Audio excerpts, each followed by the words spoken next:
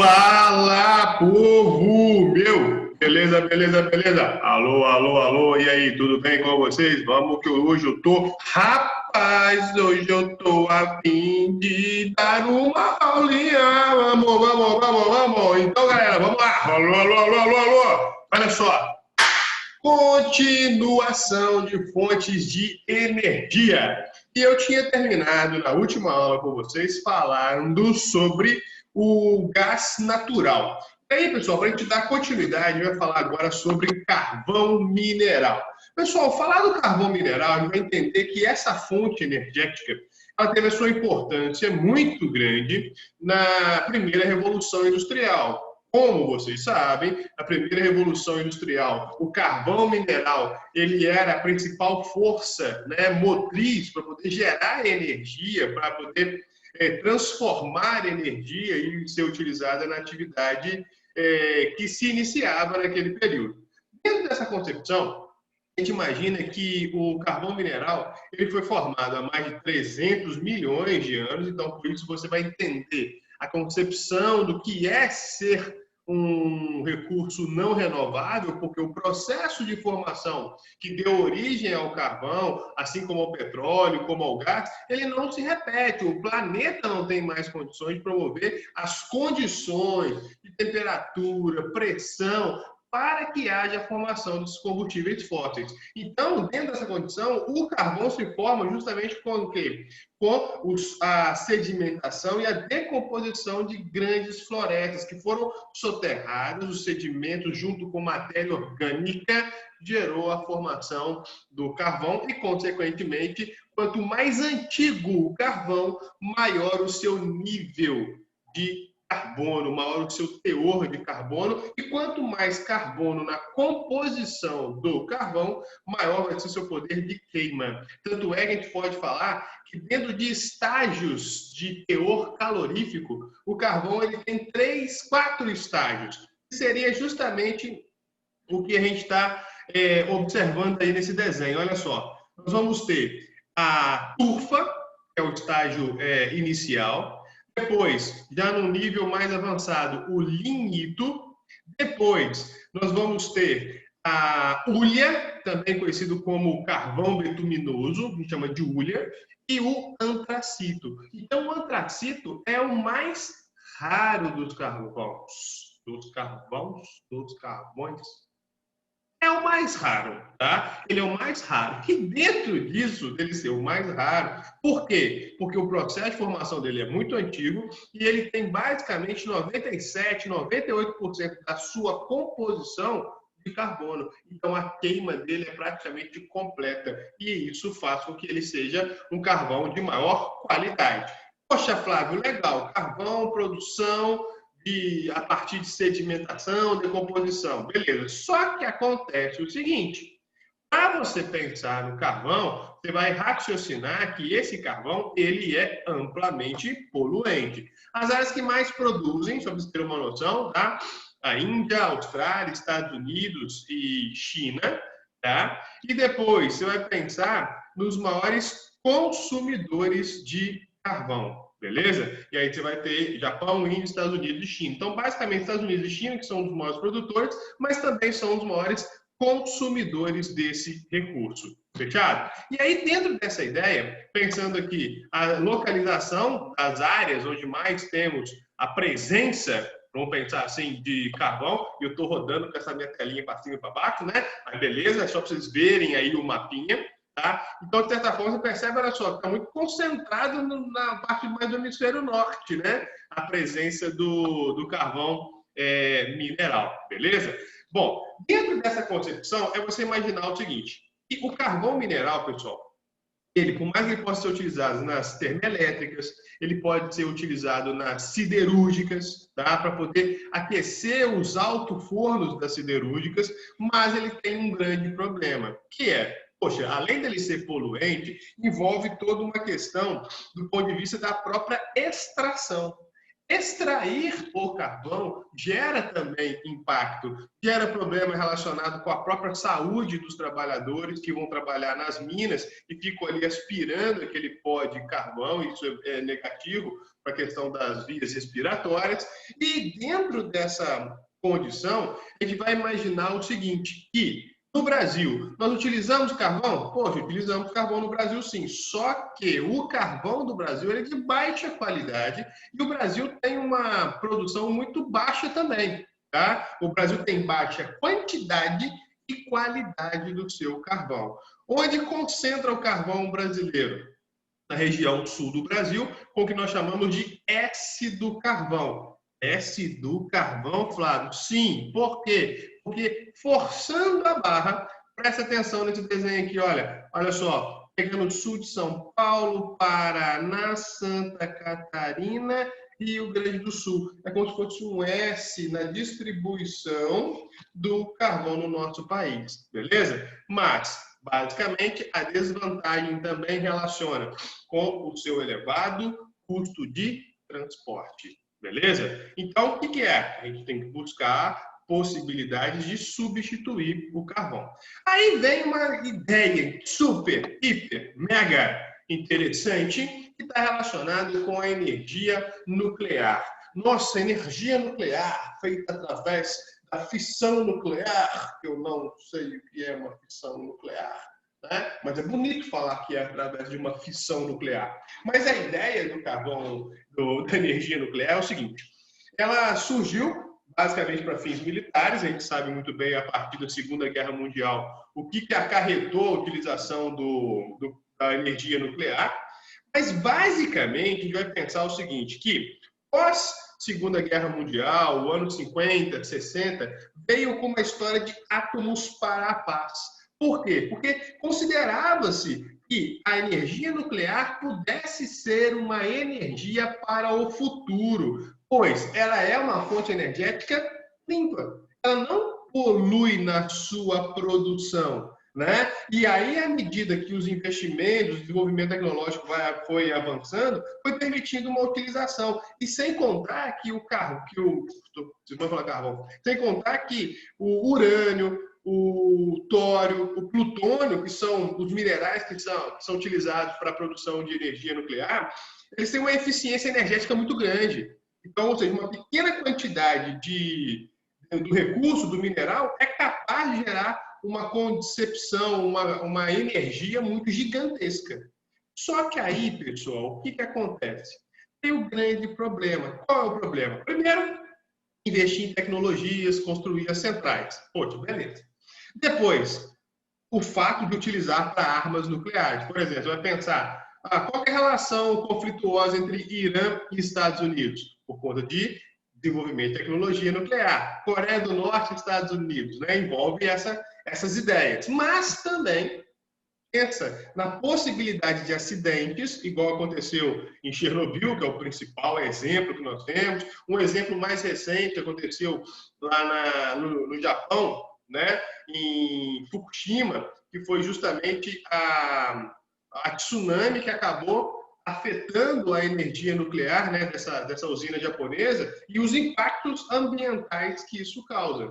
E é a ideia do lixo atômico. Por quê? Porque a produção de energia nuclear, ela gera um lixo e esse lixo ele tem que ser armazenado até que ele entre num processo onde, depois de muito tempo, ele não vai ter mais a possibilidade de emitir radiação. Mas isso demanda uma infraestrutura. Então, acaba fazendo com que, dentro de você colocar numa balança entre a possibilidade de utilizar energia nuclear e pensar em outras alternativas, ela se torna uma fonte que não seria tão viável de utilização, beleza? E aí você vai pensar assim, poxa, e o Brasil? Mas o Brasil tem projeto nuclear que foi principalmente a partir do governo militar. Mas aí, cidadãos, o que acontece? Rapaz, o Brasil precisa de produzir energia nuclear. O Brasil tem potencial para a produção de energia de várias outras fontes, principalmente fonte energética renovável. Então, pensar nessa produção de energia nuclear no Brasil, logicamente é algo que o Brasil não detinha e nem detém a tecnologia e só trouxe custos. Né? Tanto é que você tem as usinas de Angra 1 em 69, 75 Angra 2 e Angra 3.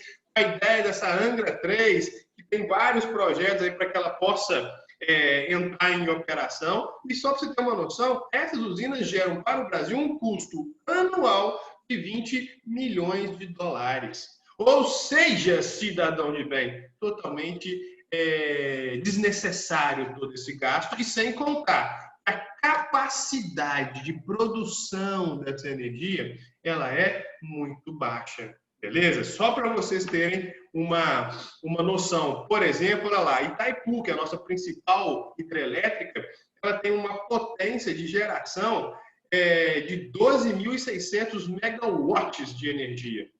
O preço por quilowatt, né, é de 1.270 dólares.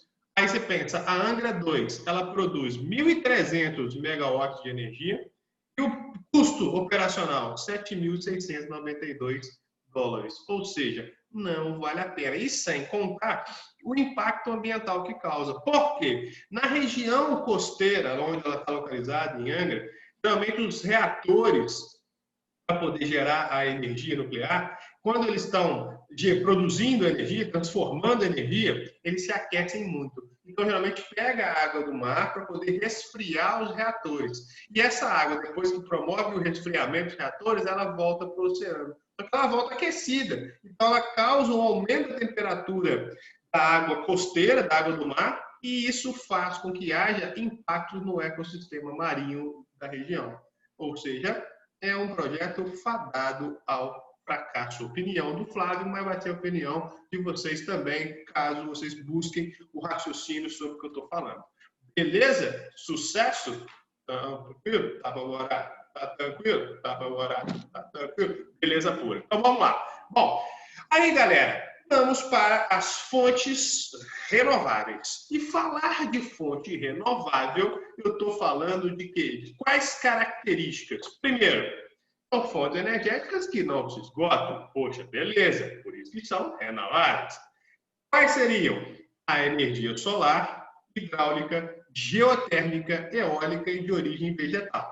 São menos poluentes e demandam maior investimento, tá? Para poder aumentar o seu aproveitamento. Então, são fontes energéticas que elas estão passando, tirando as hidrelétricas, elas estão passando por um momento atual de aperfeiçoamento da técnica de produção, mas elas têm grandes condições futuras de se tornarem referências dentro dessa condição. E o mais legal, porque o Brasil tem total potencial para ser um grande produtor de energia renovável, beleza? O Brasil já é e pode ser uma potência energética renovável, tá joia? Então vamos lá, vamos caracterizar cada uma dessas fontes, tá?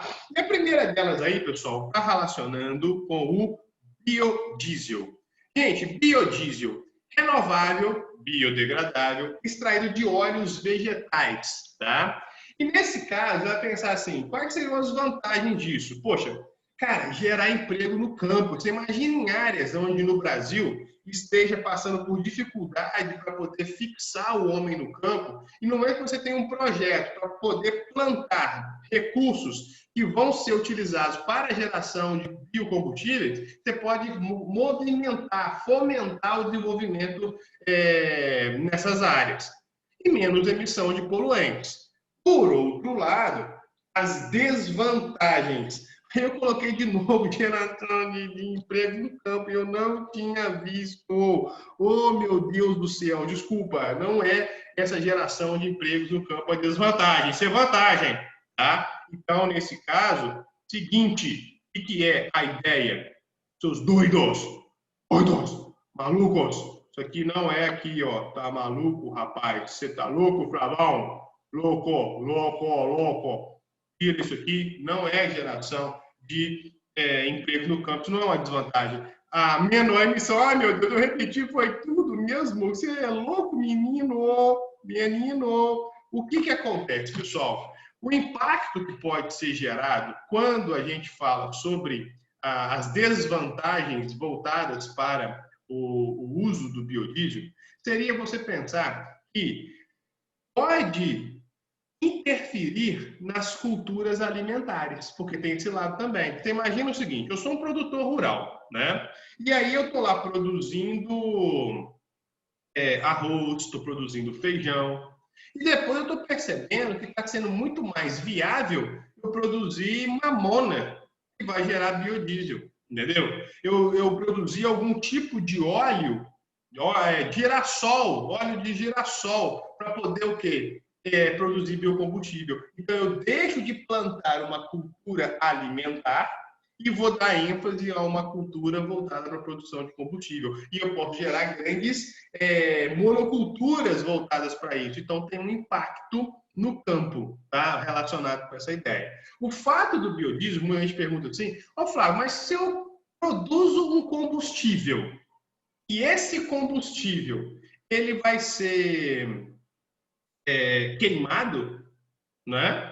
Então, você não pode dizer que não é poluente. Tanto é que eu estou dizendo que é menor emissão de poluentes. Mas, subentenda-se que o biodiesel, o uso dele, faz com que haja um ciclo fechado. Por quê? Você pensa comigo, olha o esqueminha aqui, olha. Você tem aí a plantinha, tá? Então, a plantinha está recebendo a luz do sol. Recebeu. O que ela faz? Promove a fotossíntese e, no momento que ela promove a fotossíntese, e ela faz o quê? Sequestra o CO2 da atmosfera e devolve oxigênio. Beleza? Aí, ou seja, positivo, produção de oxigênio. Aí o que acontece? Na agricultura, a gente vai lá e colhe a plantinha, processa e produz o biocombustível. O biocombustível é utilizado no carro. Fumaça. Saiu a fumaça. Ah, não deu fumaça. A plantinha que eu plantei para poder gerar o biodiesel vai fazer o que com essa fumaça? Com o CO2? Vai sequestrar o CO2 e vai fechar todo o ciclo. Então, por isso, entende-se numa concepção de menor emissão de poluentes. Beleza pura? Sucesso, Flávio, muito obrigado. E aí, no Brasil, o que está acontecendo? Ao longo dos anos, está aumentando a porcentagem da utilização de biocombustíveis na produção de diesel, por exemplo, no Brasil. Tá? E aí entra também, que no livro de vocês até fala sobre uma parte de etanol, fala de álcool, e a gente pode inserir o álcool também como um biodiesel, porque é uma extração de óleos vegetais. O que é o álcool? Não é a cana-de-açúcar, que não é um vegetal, e eu vou lá e faço o álcool, o etanol. E no Brasil, pessoal, nós tivemos na década de 70 um projeto chamado de Proálcool. E por que nós tivemos esse projeto de Proálcool na década de 70 no Brasil? Não há? Por quê, pessoal? Nós tivemos os choques do petróleo. No momento onde nós tivemos os choques do petróleo, isso causou justamente a necessidade de se produzir combustíveis. Então, o que o Brasil passou a fazer? Poxa, o Brasil passou a tentar produzir mais petróleo, tanto é que a gente teve a tentativa de um aumento da nossa produção interna e uma alternativa, justamente a partir da produção de álcool nesse programa. Então, nessa condição, você vai perceber o seguinte, por exemplo, na década de 80, 96% do mercado de veículos, de automóveis no Brasil, eram justamente os carros a álcool, beleza? E aí era muita vantagem, porque o álcool era mais barato. Só que depois, no momento em que a diferença entre álcool e gasolina não foi sendo tão relevante, e a gasolina ela tem uma eficiência maior em relação a quilômetros rodados, aí o uso do álcool ele foi ficando menor, beleza? Mas é um projeto, mas que também gerava como características negativas as desvantagens que eu comentei, que seria relacionadas também com o biodiesel, né? A questão de monocultura, de colocar em detrimento as culturas alimentares. Beleza pura? Sucesso? Manso. Beleza, hein, gente? Tá bom, hein? Vocês, hein? Vocês são demais, hein? Nossa Senhora, hein? Bueno, então vamos lá. Passando. Não vai passar, porque eu escrevi.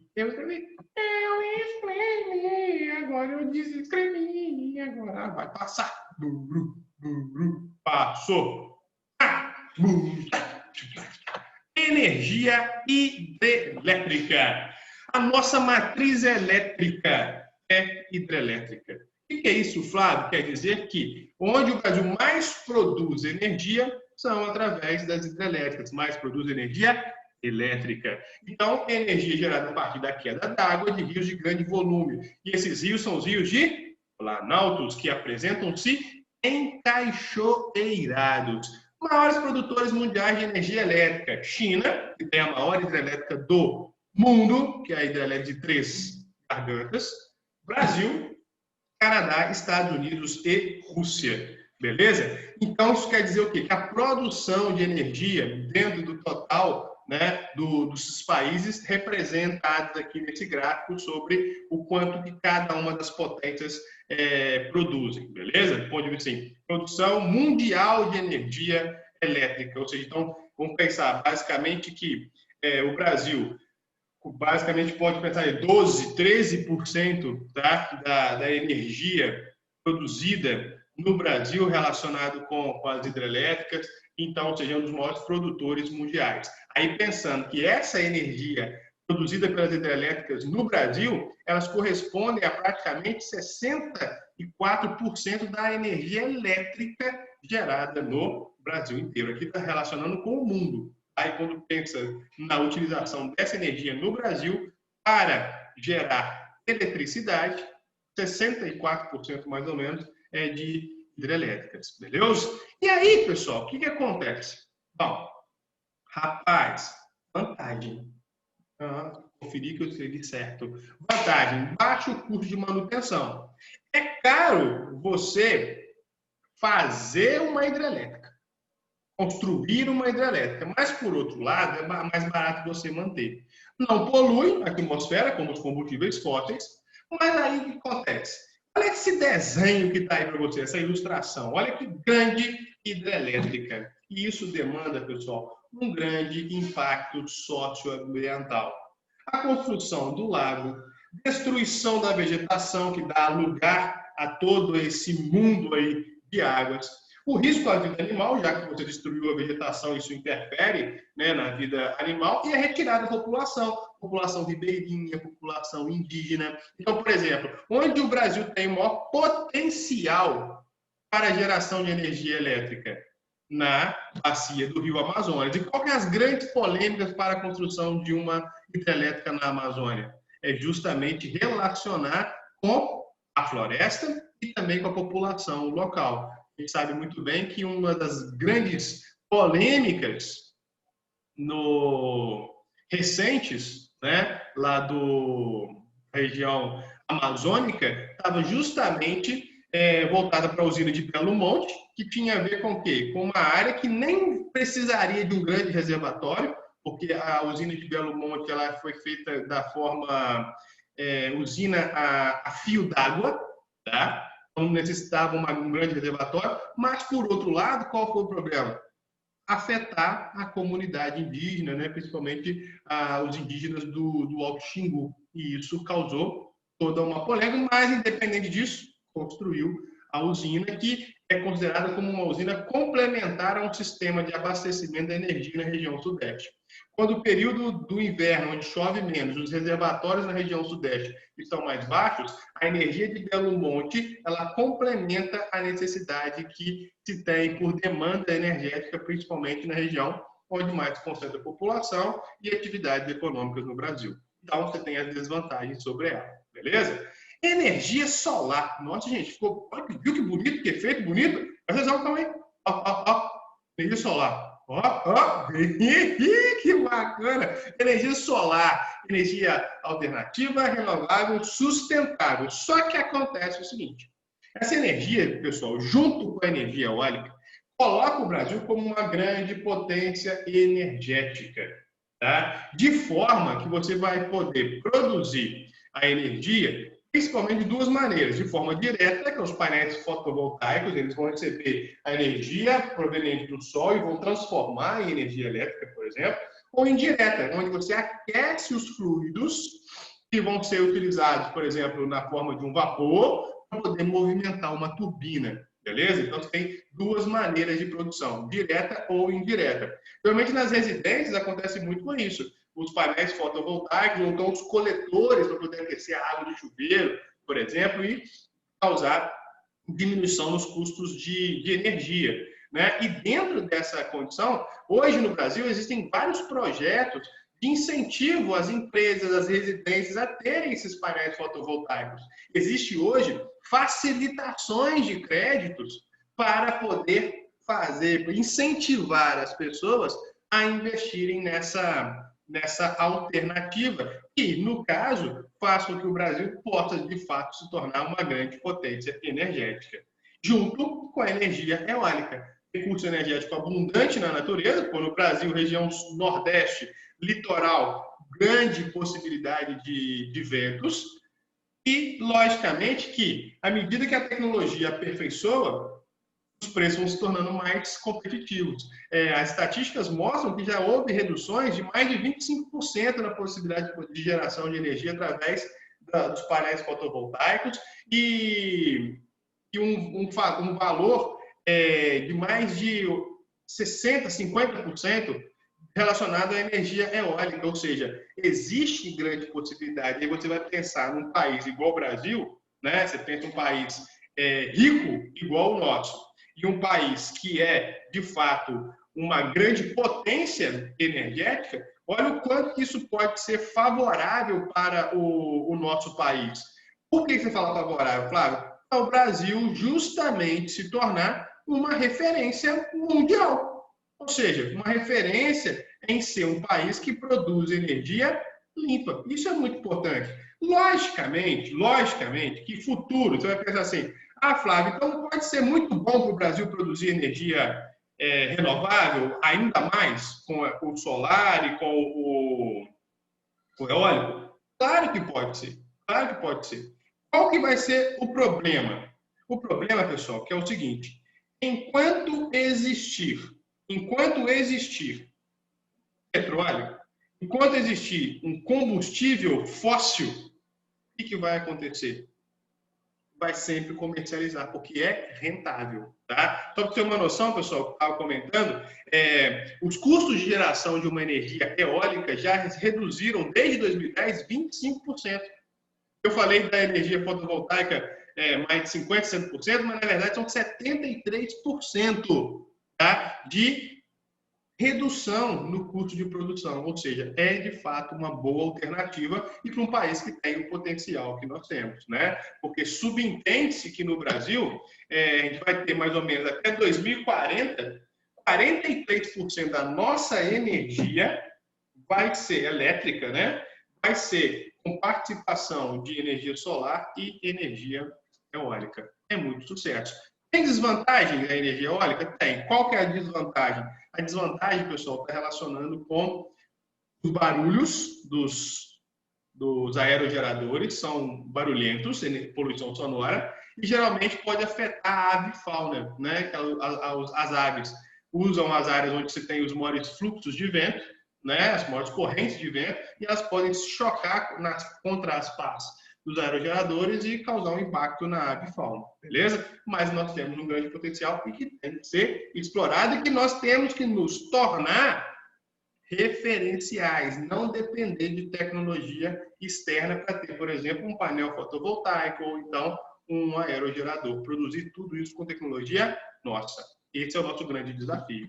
E, para finalizar, energia geotérmica. Está relacionado muito com as áreas de encontro de placas tectônicas, tá? E aí está voltado para quê? Aproveitamento do calor da Terra, baixo custo operacional. E é engraçado e interessante que uma central geotérmica você pode construir, utilizar uma determinada demanda. Se aumentar a demanda por consumo, a mesma central ela pode aumentar a sua produção. Então, isso é um fator vantajoso depois que você tem a ideia de construir uma central geotérmica e os custos operacionais se tornam mais baixos.